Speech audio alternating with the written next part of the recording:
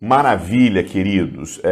Nós temos meditado aí, desde semana passada, a respeito do Sermão da Montanha, ali de Mateus 5, 6 e 7. Na verdade, a gente está ainda num processo de introdução, porque eu creio que nós não podemos entrar propriamente no conteúdo do Sermão da Montanha se nós não entendermos o contexto de tudo aquilo ali, se nós não entendermos qual foi o propósito de Deus, de Cristo ministrar ali o Sermão da Montanha. Então, o propósito do meu coração a respeito de falar do reino de Deus é nós entendermos a natureza do significado, da natureza, do propósito de Mateus 5, 6 e 7. Você tem aprendido aqui comigo, né, que a essência do Evangelho de Jesus se encontra ali no Sermão da Montanha, a partir de Mateus 5. E um ponto que você precisa entender, que se a essência do Evangelho de Cristo o conteúdo do Sermão da Montanha, você precisa entender que a essência do Sermão da Montanha é a mensagem do reino de Deus, é a mensagem do reino de Deus, e o reino de Deus é o ponto central da mensagem de Jesus Cristo e também dos apóstolos. E o Sermão da Montanha, e não somente o Sermão da Montanha, mas as parábolas de Jesus falam justamente de como funciona esse reino. Qual é a natureza desse reino? Como esse reino é manifestado? Como esse reino é implantado? É importante você entender, algumas pessoas até dizem que existe uma diferença entre reino de Deus e reinos dos céus. Não, amado, é o mesmo contexto, é o mesmo significado, melhor dizendo. Reino de Deus e reino dos céus é a mesma coisa. Por que às vezes foi colocado o reino dos céus? Porque quando essa carta era direcionada a um determinado grupo, aquele grupo ia produzir um nível de escândalo tão terrível deles lerem reino do Senhor, reino de Deus, que eles nem teriam contato com o texto. Então foi colocado o reino dos céus para que o texto alcançasse com mais rapidez outras pessoas que tinham dificuldade de ler reino de Deus, né? Então, reino dos céus e reino de Deus é a mesma coisa, né? E quando a gente fala a respeito, como eu disse, do conteúdo do reino dos céus, do conteúdo de reino de Deus, por ser a mensagem de Jesus Cristo, nós temos que ter uma compreensão clara do contexto, do que significa realmente a mensagem reino de Deus. Como eu disse, grande parte das parábolas de Jesus, ela é introduzida como objetivo, né, de revelar os aspectos e a natureza desse reino. Você percebe que sempre quando Jesus mencionava a respeito do conteúdo das parábolas, ele sempre falava, olha, o reino de Deus é como, o reino de Deus é semelhante. As parábolas de Jesus tinham como objetivo revelar a natureza, os aspectos do que seria o reino de Deus. João Batista, aquele que prepararia o caminho para Jesus, inaugura o seu sermão justamente com a mensagem falando a respeito do reino de Deus. Mateus 3, de 1 a 2, o texto diz, naqueles dias apareceu João Batista pregando no deserto da Judéia, dizendo, arrependei-vos, porque é chegado o reino dos céus. Uma coisa que eu falei para você na mensagem anterior é que existia um sacerdócio. Havia ali um sacerdócio no templo, havia o templo, havia o sacerdócio. Mas é curioso que a palavra de Deus não veio lá no sacerdote. A palavra de Deus não veio para para aquele sacerdote, para o sinédrio. A palavra veio justamente para João Batista ali no deserto. Até porque João Batista era legitimamente o sacerdote de Deus na terra. Ele, até porque, por ele ser da linhagem sacerdotal de Arão, ele era justamente o sacerdote que tinha que estar trazendo a palavra lá no templo. Mas, querido, tudo estava corrompido. Caifás estava corrompido, os sacerdotes, o sumo sacerdote, o sinédrio estava corrompido. Roma comprou tudo aquilo ali. Tudo aquilo era dominado por Roma. E a palavra de Deus veio justamente a João Batista no deserto, aquele que ia preparar o caminho para a vinda do Senhor Jesus Cristo. Jesus, ao sair da tentação do deserto, a primeira mensagem que ele fala é também a respeito do reino de Deus. A palavra de Deus diz: Jesus começou a pregar, dizendo: arrependei-vos, porque o reino de Deus é chegado. Mateus 4:17. Arrependei-vos, porque o reino de Deus chegou no meio de vocês.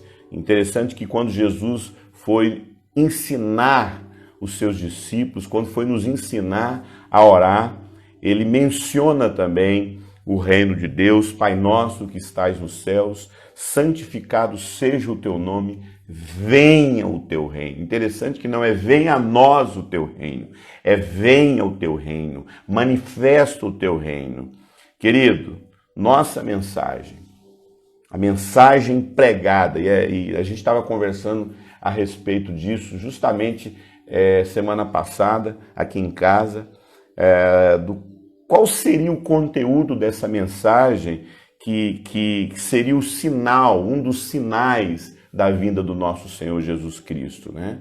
Porque pregar muita gente prega, mas será que a gente tem proclamado, pregado a mensagem do reino de Deus? Porque Mateus 24:14 diz o seguinte: e o evangelho do reino será pregado em todo o mundo, em testemunho a todas as nações, então virá o fim. O apóstolo Paulo tinha também como centro da sua mensagem o reino de Deus. Atos 28:30 diz o seguinte: Paulo ficou 2 anos inteiros na sua habitação que alugara e recebia todos quantos vinham vê-lo, pregando o reino de Deus, ensinando com liberdade as coisas concernentes ao Senhor Jesus Cristo, sem impedimento algum. Interessante isso, né? O texto sagrado diz que Paulo estava pregando o reino de Deus. Logo após a ressurreição de Jesus Cristo, olha só o que Atos 1:3 diz. Depois do seu sofrimento, Jesus apresentou a eles e deu-lhes muitas provas indiscutíveis que ele estava vivo. Apresentou-lhes por um período de 40 dias, falando-lhes acerca do reino de Deus. O próprio Jesus ressurreto também mencionava a mensagem do reino de Deus. Agora, o que é o reino de Deus? O que seria esse conteúdo da mensagem do reino de Deus? Amado, de uma coisa eu sei. Se existe uma coisa que a maioria de nós temos uma compreensão completamente equivocada, é a respeito do reino de Deus. Existem alguns pontos, alguns temas que nas escrituras são extremamente mal interpretados. E com certeza, reino de Deus está entre aqueles temas assim profundamente mal interpretados nas escrituras sagradas. Porque eu julgo que se nós não compreendermos o que seja o reino de Deus, eu tenho percebido que nós teremos uma noção até equivocada a respeito de qual o propósito e a missão da igreja nesse mundo. Se nós temos uma compreensão errada do significado do reino de Deus, nós teremos, sem sombra de dúvida, uma compreensão equivocada também sobre o que seja o propósito da igreja e o conteúdo da mensagem que nós temos que ministrar, como a própria palavra diz que esse evangelho, o evangelho do reino, deveria ser pregado em todas as nações como testemunho de Jesus Cristo. Deixa eu fazer uma confissão para vocês aqui. Do contrário que alguns pensam, eu não gosto de falar sobre família disfuncional, carência e sexualidade. Por mais que eu tenha escrito um livro com 10 anos de pesquisa, eu estudei 10 anos esse tema, nos últimos 10 anos, Deus foi me levando a meditar, a perceber muitas coisas a respeito. Claro que lá no início, a conta-gotas, nem eu sabia que Deus estava me levando a compreender a respeito de sexualidade, a respeito de família disfuncional, a respeito de carência, mas tudo que eu queria ler, pesquisar, ouvir a respeito de carência, sexualidade, eu me dediquei muito no início, né, a respeito do tema. Mas hoje eu quase não ouço nada. É muito difícil ouvir alguma coisa sobre família disfuncional, muito difícil ouvir alguma coisa sobre sexualidade, sobre carência. Quando eu estudei sobre isso é porque eu queria saber a respeito do tema, eu queria aprender a lidar com a questão do tema. Por que eu ministro sobre carência, sexualidade e família disfuncional? Por conta da necessidade, por conta da demanda que é hoje no corpo de Cristo. Hoje é uma questão de urgência a gente entender sobre todo esse adoecimento. Quem trabalha com ensino não tem como deixar de compreender a respeito do que seria todo esse adoecimento hoje na igreja e na sociedade. Mas, amado, o que eu amo estudar, meditar, compreender é a respeito do reino de Deus, maturidade, sacerdócio dos santos, eclesiologia, escatologia. Eu amo estudar sobre isso. Eu não vou numa livraria e compro livros a respeito de família disfuncional, sexualidade. E claro que eu estimulo você a comprar meus livros, mas não é um tema que eu me interesso. Eu gosto, as mensagens que eu escuto é sobre redenção, sobre vocação, sobre soteriologia, sobre escatologia, sobre maturidade, a ordem de Melquisedeque. Eu quero poder ministrar uma série de mensagens a respeito de vida de igreja, a ordem de Melquisedeque, sacerdócio de todos os santos. Mas quando eu falo de reino de Deus, com certeza, é um dos temas que eu mais amo ministrar. Você aprendeu comigo que esta expressão reino de Deus é chegado no meio de vocês. Eu falei, acredito que eu falei isso na live anterior, que quando as escrituras dizem, quando se fala a respeito do reino de Deus, quando Jesus fala a respeito do reino de Deus, entenda, o conteúdo dessa mensagem, o reino de Deus é chegado.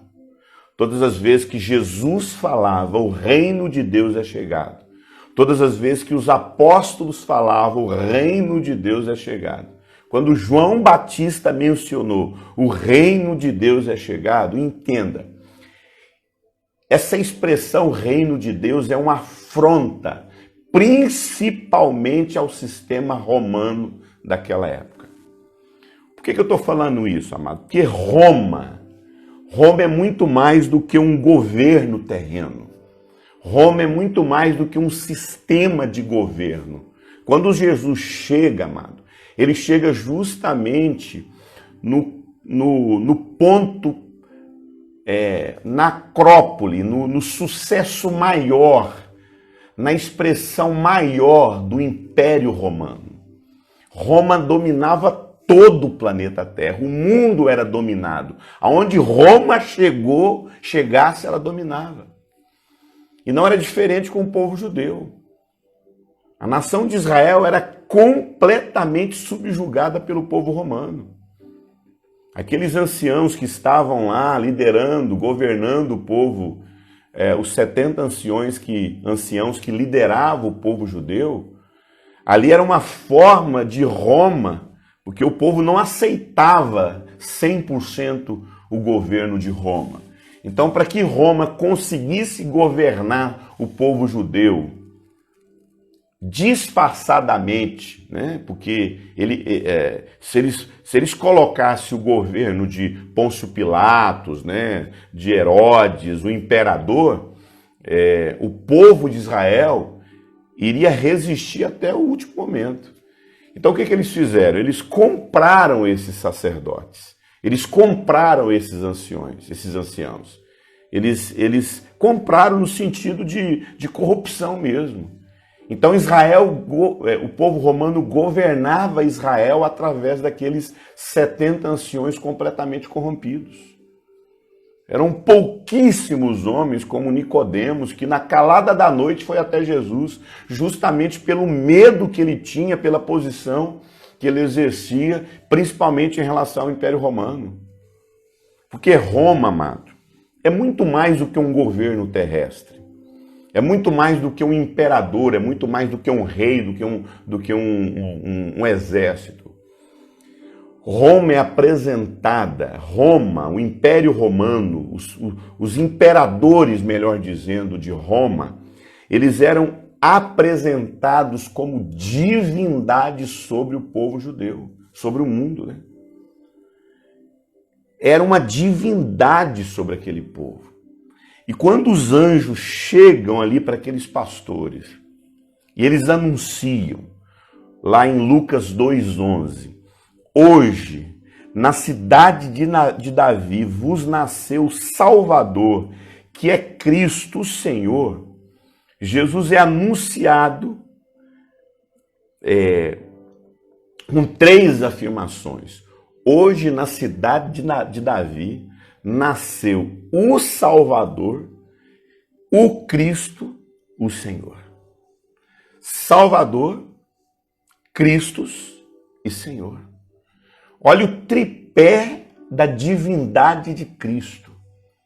Olha o tripé das afirmações que aqueles anjos fizeram a Jesus Cristo. Agora, interessante, Salvador, Cristo e Senhor, você sabia que era justamente isto? Era justamente os títulos, melhor dizendo, dado ao imperador? O imperador romano, amado, ele possuía justamente esses 3 tipos. Eu sou péssimo em pronúncia, eu nunca fiz grego e hebraico. As palavras de grego e hebraico que eu menciono é tudo fruto de estudos, né? Mas as 3 palavras dadas ao governador era Soter, Christus e Kyrios. Soter, Christus e Kyrios. Os 3 títulos dados ao imperador romano. Soter, Christus e Kyrios. O que é Soter? O imperador era a salvação. O que é Christus? O imperador era o escolhido dos deuses. O que é Kyrios? Aquele que é Senhor. Aquele que merece toda a lealdade. Ora, amados, quando Jesus recebe esses 3 títulos, quando Jesus é proclamado nesses 3 títulos, ele é proclamado, ele é afirmado justamente nos 3 títulos que pertenciam ao imperador romano. Não sei se você sabe, desde o tempo lá esses imperadores romanos eram todos uns doidos, né? Mas, amado, desde lá o tempo do imperador lá como é que é o nome dele? O Otávio Augusto. Desde o tempo do imperador Otávio Augusto, o filho lá do Júlio César, os imperadores, eles passaram a ter o status de divindade, né? Teve um evento lá na história de Otávio Augustos, né? E teve uma chuva de meteoros no sepultamento dele, aí seguido de um meteoro que rasgou os céus. E eles leram isso, que na hora que Otávio Augusto morreu e o céu foi rasgado com a chuva de meteoro e um grande meteoro rasgando os céus, eles entenderam aquilo como mensagem dos deuses falando que os deuses, né, Apolo, Zeus, estavam recebendo Otávio Augusto como uma divindade ali no panteão dos deuses. Então, desde aquele momento, os imperadores passaram a ter esses 3 títulos, e um desses títulos era o título de Christus, né? Que é o escolhido dos deuses, é o ungido de Deus na terra. E os anjos falam justamente isso, né? Na cidade de Davi nasceu o Sóter, nasceu o Christus e nasceu o Quírios. Amado, e nós entendemos, e quando os anjos falam isso, os anjos falam exatamente aquilo que nós entendemos. O Salvador não é o imperador. O Cristo não é o imperador. O Quírios não é o imperador. O imperador não é o Quírios. Não pertence aos governos desse mundo. Nenhum governo desse mundo, presta atenção. Quando aquele anjo proclama que Jesus é o Senhor, que Jesus é o Salvador, que Jesus é o Cristo, e que o reino de Deus, o reino desse Salvador, o reino desse Senhor e o reino desse Cristo, os anjos querem dizer que não pertence a nenhum homem da terra. Nenhum homem da terra possui esse atributo de salvação. O que é compreender a mensagem do reino? A mensagem do reino é nós compreendermos que não existe nenhum ser humano na terra que possui, porque Jesus vem justamente contra todos os governos da terra. Tudo aquilo que toda salvação. Quando eu falo que Jesus veio contra, Jesus não estava ali se rebelando contra o mundo. Não é isso que eu estou dizendo. Eu estou falando que a glória, a autoridade, o senhorio, a salvação, o escolhido, os anjos estavam proclamando que Jesus Cristo é o único Senhor. Será que nós entendemos que Jesus Cristo é o único Senhor? Que Jesus Cristo é o único Salvador? Que Jesus Cristo é o único ungido de Deus na terra? O verdadeiro Salvador, era isso que os anjos estavam dizendo. O verdadeiro Salvador, o verdadeiro Messias, o verdadeiro Senhor é Jesus Cristo. Não é o imperador o Salvador. Não é o imperador o Cristo e não é o imperador o Senhor. É interessante que quando a gente olha para isso, amado, a gente percebe que esta é a compreensão da premissa do reino de Deus. Como eu disse, para se falar a respeito de Mateus 5, 6 e 7, nós temos que dar uma introdução a respeito do que significa o reino de Deus. E, querido, eu não estou aqui assumindo uma posição de detentor de todo discernimento. Não é isso que eu estou querendo dizer. Mas eu tenho que afirmar, amado, a maioria esmagadora dos cristãos não sabem o que significa reino de Deus.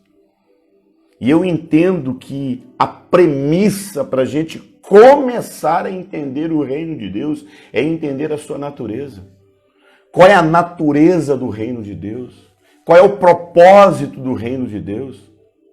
Compreender o reino de Deus, amado, é sem sombra de dúvida o início para se entender a obra, para se entender a natureza, para se entender o caráter da vinda de Cristo Jesus e a mensagem que ele deseja que nós preguemos nesse mundo. Jesus trouxe a mensagem do Evangelho de Deus. E Evangelho de Deus significa boa nova. Evangelho de Deus significa boa notícia. E que notícia é essa? Que o reino de Deus chegou à humanidade. Eu estava conversando com meu filho esse tempo atrás, ele falou que uma tia dele, ele começou a conversar a respeito do que significa mesmo, porque ele estava indo para missões e alguns parentes têm muita dificuldade de entender isso, e sempre terão, amado. Amado, quando a Bíblia fala que nós seremos odiados nesse mundo, faz parte da postura do mundo em relação à igreja, nós seremos odiados. Sabe por que a gente é odiado, amado? Um povo que diz que só existe um Deus, um povo que diz que só existe uma regra de fé e prática, que são as Escrituras, um povo que diz que ele não se prostra diante de nenhum Deus na terra, que a nossa referência são as Escrituras, que só há um Senhor. Amado, o mundo não suporta isso, não. O mundo não suporta essa mensagem, amado, aonde diz que não existe outra esperança.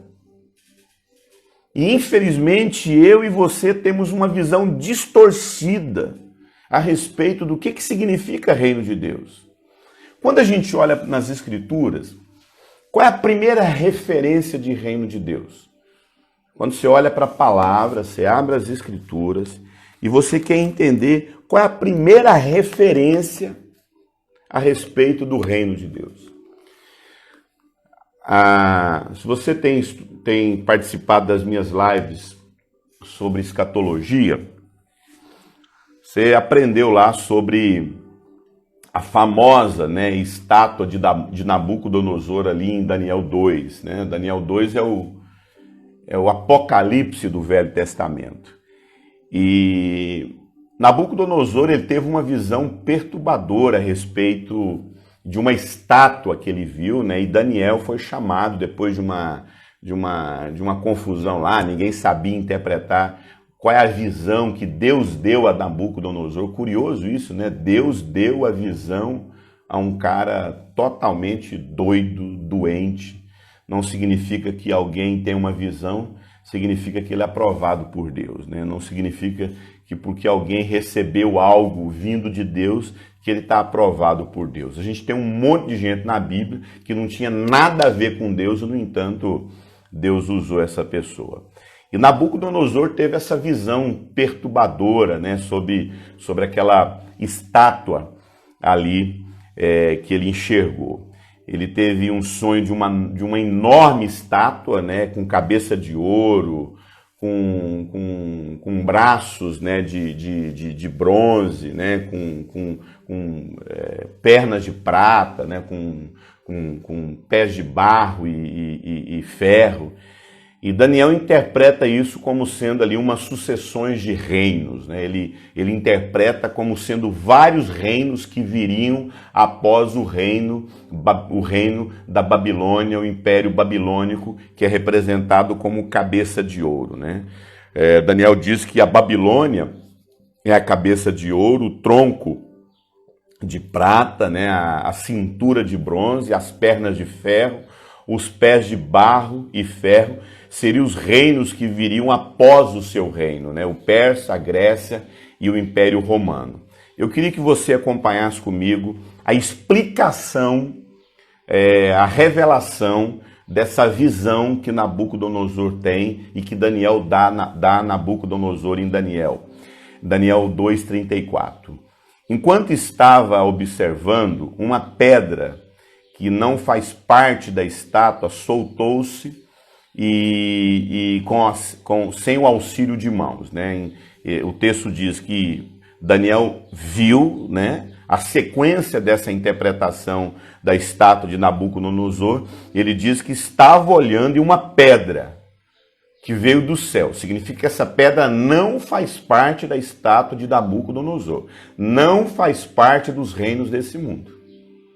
E você sabe que essa pedra representa o reino de Deus. Essa pedra representa Cristo Jesus.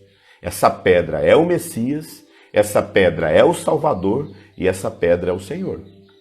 E o texto diz que essa pedra que foi soltada, foi lançada sem auxílio de mãos humanas. Não existe interferência, amado, no estabelecimento do reino de Deus. Não existe interferência humana no estabelecimento do reino de Deus na terra. Essa pedra que foi soltada sem auxílio humano, sem mão de homem, sem auxílio dos reinos desse mundo, ela atingiu a estátuas nos pés de ferro e de barro. Lá no final, o reino de Deus, amado, ele já acontece lá no final. A impressão que se dá é que essa pedra atingiria a cabeça depois. Não, amado. A pedra que é o reino de Deus, que é Jesus Cristo, já vai lá nos pés. O texto diz que ela atingiu nos pés de ferro e de barro e esmigalhou. Então o ferro, o barro, o bronze, a prata e o ouro foram despedaçados. Viraram pó, como o pó da debulha do trigo na eira durante o verão. O vento veio e levou sem deixar nenhum vestígio, nenhuma poeirinha. Querido, significa, amado, que o reino de Deus não se soma com os reinos desse mundo. A pedra que é o reino de Deus não se fundiu com nenhuma parte da estátua. A estátua de Nabucodonosor, amado, é a maior profecia da história, da sequência das eras dos reinos desse mundo. Todos os reinos que viriam no planeta Terra, desde o Império Babilônico até o Império Romano e depois o reino que sucederia o Império Romano, significa, amado, que esse reino, eles não se misturam com a pedra não só feita, enviada por Deus sem auxílio de mãos humanas. Essa pedra não se fundiu com o Império Babilônico. Essa pedra não se misturou com o Império Persa. Essa pedra não se misturou com o Império Romano. Não se misturou, não teve mistura. Detalhe, ela não se misturou com o último reino desse mundo. Ela não se misturou. Porque é interessante, amado, que quando você lê a respeito do Império Romano, o Império Romano é comparado como o ferro. Pernas de ferro. E é interessante que o Império Romano são as pernas da estátua de Nabucodonosor, significando que seria o império que teria maior durabilidade, ele seria maior. E o Império Romano foi o maior império da história da humanidade. Mas é interessante que o próximo império, depois que o Império Romano é destruído, e Jesus profetizou isso, ele foi destruído, foi completamente destruído pelos bárbaros, surge um outro império misturado, ferro e barro. Significa que haveria um império que Roma estaria misturado.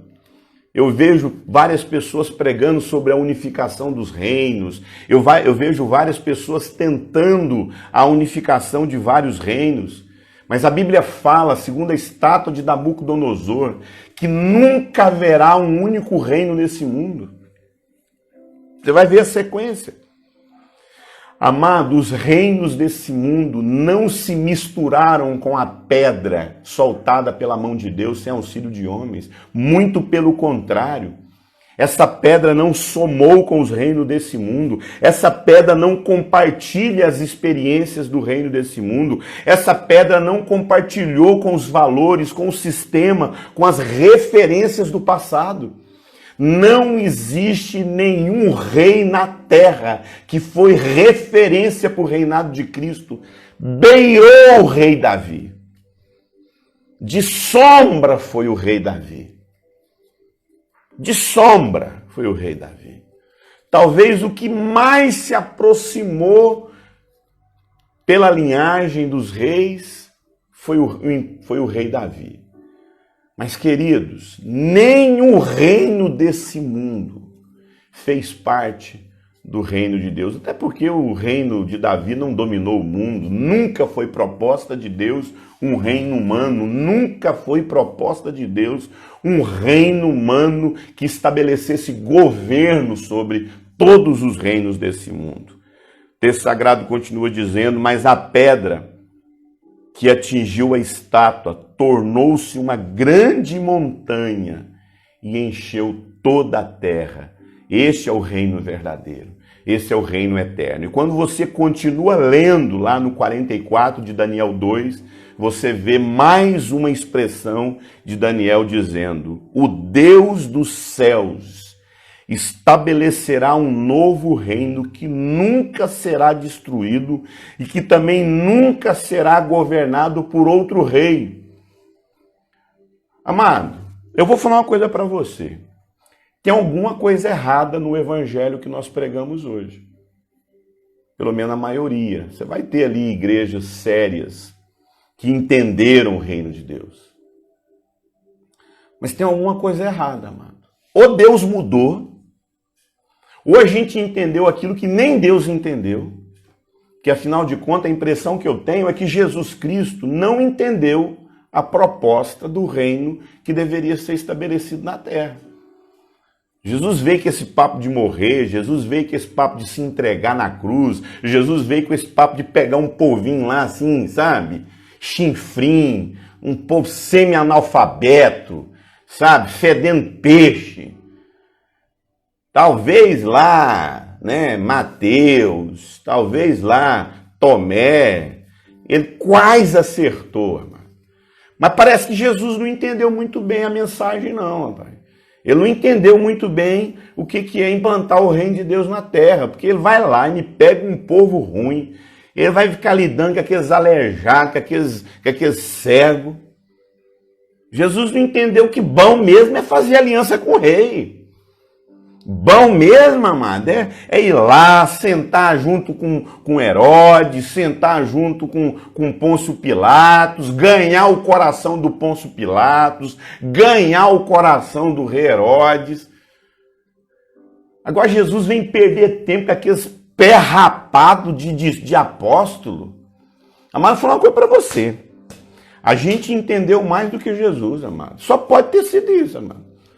Só pode ter sido isso. A igreja entendeu hoje a implantação do reino de Deus na terra de uma forma que nem Jesus entendeu. Eu vou falar uma coisa para você, amado. A igreja só está faltando falar esse discurso para Deus. Mas a igreja não vai falar esse discurso porque ela não tem coragem de ser sincera. Porque lá no coração, amado, se nós fôssemos sinceros mesmo, a gente colocaria o dedo na cara de Deus e falaria: Deus, o Senhor não entendeu a proposta do reino. Jesus não entendeu a proposta do reino. Jesus me perde tempo com aquele bando de gente que traiu ele no final. Jesus perde tempo com Judas, Jesus perde tempo com Pedro, Jesus perde tempo com aquele bando de gente doente.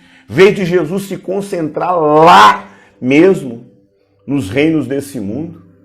Amado, olha só o que o texto sagrado diz de Daniel 2,44.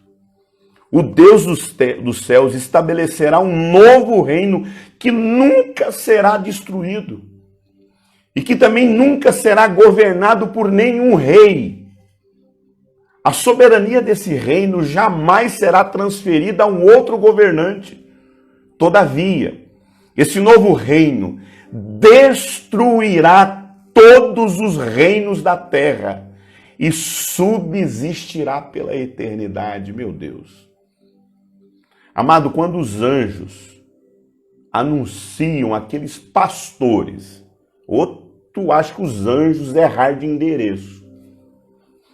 Que os anjos tinham que ter ido lá no Sinédrio, aqueles anjos tinham que ter ido lá no Herodes, porque o Herodes também estava lendo lá, meu irmão.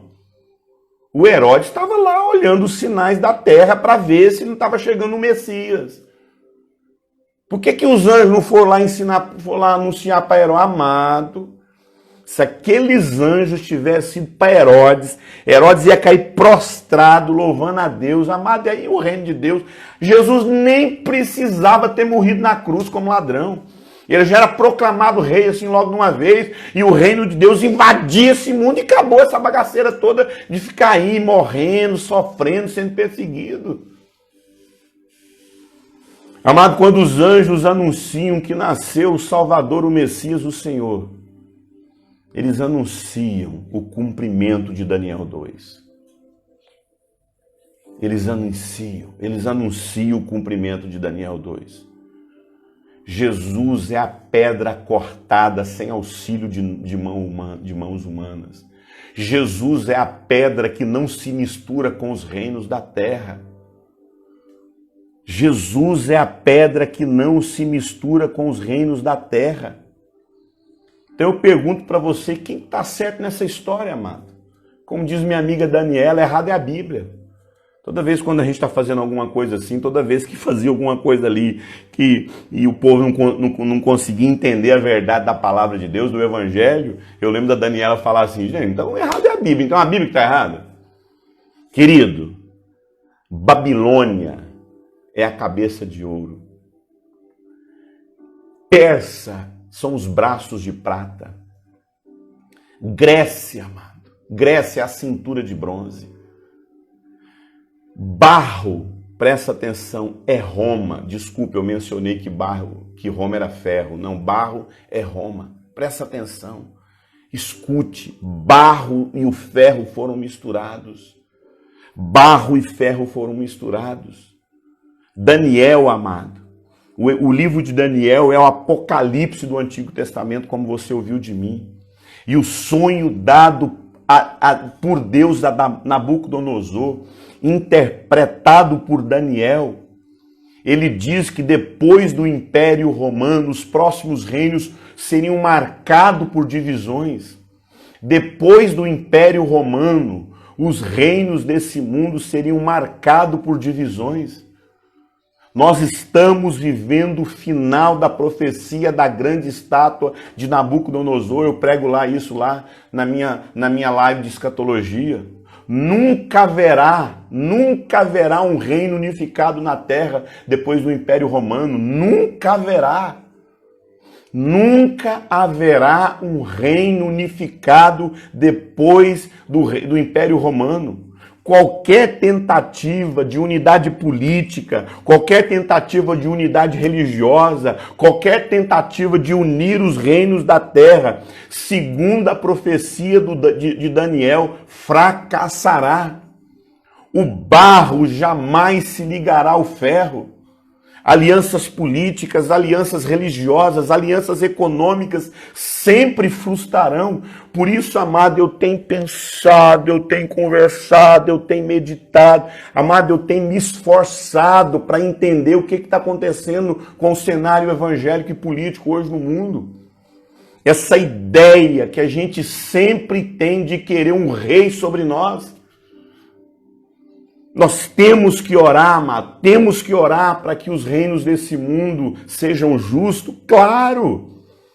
Nós temos que orar para que os reis desse mundo, queridos, sejam tementes a Deus. Sim, temos que orar, mas se isso não acontecer, nada disso vai nos surpreender, porque Jesus diz que os reis desse mundo é que nos perseguirão.